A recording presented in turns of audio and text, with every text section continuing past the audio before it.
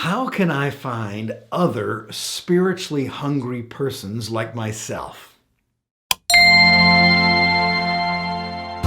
Hi, welcome to today's little lesson, and we're going to turn to some questions over the next few little lessons that some of our viewers, our beloved viewers, have asked either in the comments or sent us some kind of a message. And I just wish I could answer every single question that is asked, but some either some are easier to answer than others for various reasons. Okay, some people don't give me enough details, and I'm kind of afraid to make a comment because I don't know the whole picture, and I kind of sometimes feel like they're trying to get me on their side without giving me all the details. So Jesus one time said to a guy who came and said, "Tell my brother to divide the family inheritance with me." And he may have had a legitimate claim, but Jesus answers it, who made me an arbiter over you?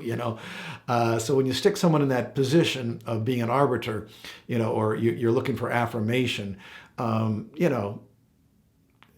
get that and so forth, and that's human nature. But I'm not the best person to be answering those kind of questions because I don't know the whole story. So it might be best to find somebody local to answer those kind of questions. But here, someone wrote to us in response to a little lesson that I did asking the question, is it a sin not to go to church? And if you haven't seen that little lesson, you might want to Google it on YouTube. Is it a sin not to go to church? And you'll get the basic gist of what I said. But I'm sure that if you don't know, but here's what I did say and summarize very quickly. We need to be in fellowship with other believers. The Christian life is not meant to be lived alone. But the idea that you have to go to a formal church to get that is not necessarily true. Again, going to a formal church is one way to get that, but it's not the only way to get that. You can, Jesus said, where 2 or 3 are gathered in my name, I am in their midst. He didn't say it had to be 2 or 300 or 20 or 30, just 2 or 3. Actually, he might have said, 2 or 3, I think it was, So a tiny small group can constitute something that God blesses in Christian fellowship, and Jesus will actually be there in the midst if you're gathered in his name. Now, I'll tell you, I just can't help but want to follow this little rabbit trail real quickly. And that is the fact that just because you're going to a church doesn't even mean Jesus is showing up at all. Just because you've got 10,000 people and saying, hey, we're here, this is a church. No, Jesus said, if you gather in my name, I'm in your midst. And so there has to be, something to the effect of we're gathering in his name. Now, do you have to say that out loud formally? I don't know. I think it'd be expressed some way or another. And I think then if people believe that it would be indicated by their actions. Okay, so if we really believe that Jesus is in our midst, oh my goodness, that's pretty special, isn't it? That's like holy and sacred. And so every Christian needs to be a part, I'll say this way, of holy and sacred gatherings that include Jesus. Now that kind of puts a new view on it, doesn't it? Because you just instantly think, boy, that's not necessarily happening at church gatherings. Because people come and go, and they listen and don't listen, and they're so irreverent, and they don't act like. Well, again, if Jesus did show up, ask ourselves, if Jesus actually physically showed up and we looked and there he was, how would we act? Well, if we believe that he is showing up when we gather in his name, we ought to act like he showed up. Oh, that's simple but profound. So someone asks, well, how do I meet, these other hungry Christians like myself? And I get letters like this quite often. I can't find a church that really satisfies me spiritually. Because it seems, so surfacey, so shallow.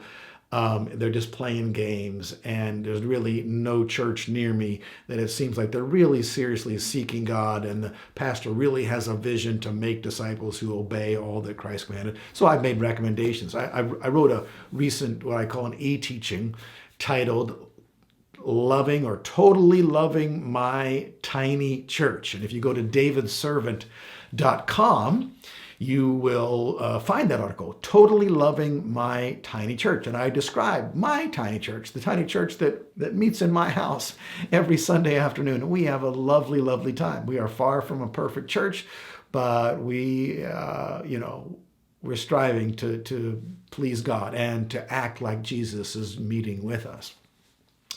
And I describe one way that you could, start. Anyone can start one of those kinds of meetings. There's a wonderful online course on making disciples, and it's called Zume, Z-U-M-E, which is the Greek word for yeast. And the idea behind it, is that the yeast permeates all the bread. A little yeast permeates the whole bread, and that we, like yeast, are disciples who make disciples who make disciples who make disciples who ultimately populate the whole world with the kingdom of God. So we're spreading the good news, and it's touching lives, and it's infecting everywhere, kind of like yeast. So if you go to Zume, Z-U-M-E, project, so make it into one word, Zume, Z-U-M-E, project.com, and you can sign up there for their 10-week small group discipleship training. And you need about 2 hours every week. You need about 4 people, at least, all total, to gather with. And so if you can find 3 other people, just be willing to commit 2 hours a week for 10 weeks to come together and learn how to be disciples who make and multiply disciples. That would be the theme. Then, man, you've got something really good going on that could easily then grow into something that you could actually define as a biblical church, a simple church, but a biblical church, and one that could actually be making disciples who multiply, which that is the mandate from Jesus. Make disciples, teaching them to obey all that I command you. So how do you find some people? Well, if you don't know of any hungry Christians who'd be willing to gather and commit for 10 weeks, then pray that God would lead you to some people like that, and then start talking to people. Yeah. An act of faith, okay? Lord, you want me to be meeting with other spiritually hungry Christians? I don't know any. I need to find some. And so help me find them. And then act on your faith and start talking to people and find those people that the Lord has, going to bring you to. You might have to, go through a number of people that aren't spiritually hungry, but eventually you will find them. Seek and you will find, Jesus promised. But seeking implies action.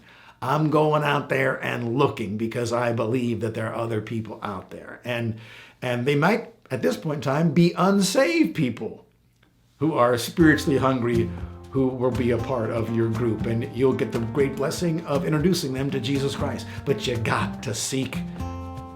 Jesus said, I'm making fishers of men. Well, fishermen don't just sit around waiting for fish to jump into the boat. You got to get out there, cast your net and throw your line in, put some bait on the end there, get a fish to bite that worm. All right, I'm out of time for today. Thank you so much. That was a great question. I hope I gave you at least a little bit of an answer. See you next time.